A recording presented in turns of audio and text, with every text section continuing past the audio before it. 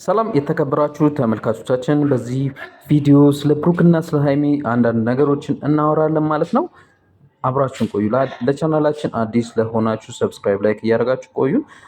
ሃይሚ በዚህኛው ትዕይንታችን ሃይሚ ብሩኬን አብረን እንደር በማለት ሰርፕራይዝ ልታደርገውና አስባለች።